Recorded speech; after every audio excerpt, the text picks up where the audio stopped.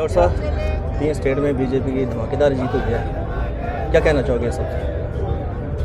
आज 5 प्रदेशों के विधानसभा के नतीजे निकले हैं और बड़ा हर्ष का विषय है। और हर भारतीय जनता पार्टी का, पूरे देश का कार्यकर्ता बहुत अधिक रोमांचित है कि चाहे वो असम था, चाहे वो बंगाल था।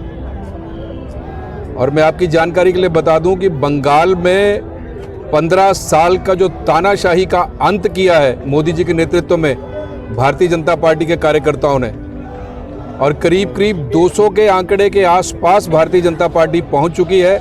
और जबकि दीदी की पार्टी टीएमसी 90 से नीचे चली गई है, 80 के आसपास पहुंच गई है, ये एक नए बदलाव की ओर संकेत करता है। क्योंकि प्रधानमंत्री जी का एक मानना था कि उत्तर क्षेत्र में यदि हम सत्ता में आ जाएं, लेकिन जब तक पूरब का विकास नहीं होगा तब तक पूरे देश का विकास नहीं हो सकता।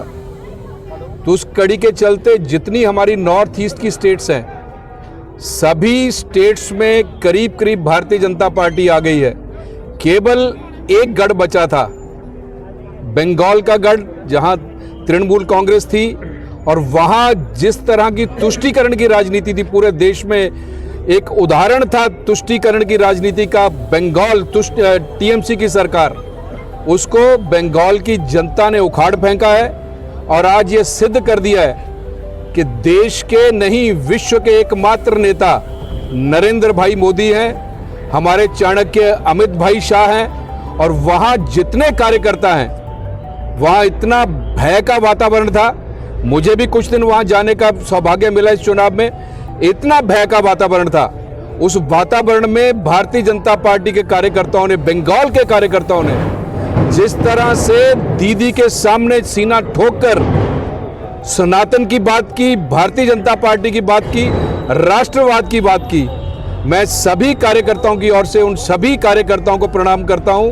उन्होंने बहुत बड़ी जंग जीती है मोदी जी के नेतृत्व में। आज उसी के चलते इस प्रसन्नता में भारतीय जनता पार्टी नूरपुर के कार्यकर्ताओं ने भी आज नूरपुर के चौगान में एक कार्यक्रम किया।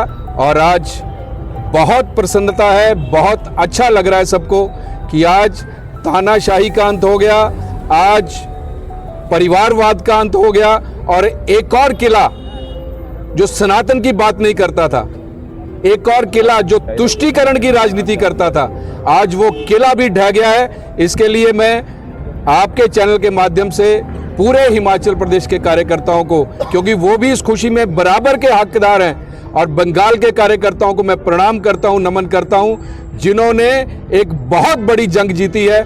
यही मुझे कहना है। तो क्या लगता है कि ये जो लहर है उसका असर प्रदेश में पड़ेगा? उससे पहले तो पंजाब का चुनाव है। इस बार मैं कहूंगा कि हिमाचल के चुनाव से पहले पंजाब का चुनाव है, उत्तर प्रदेश का चुनाव है, उत्तराखंड का चुनाव है। इन चुनावों में भी इसका बहुत बड़ा ये लहर जो है, इसका असर पड़ेगा।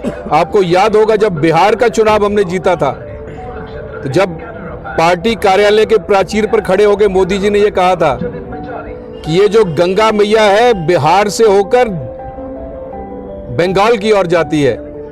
जीत का रास्ता बिहार ने बंगाल की जीत का रास्ता प्रशस्त कर दिया है। और आज ये सिद्ध हो गया, सच हो गया।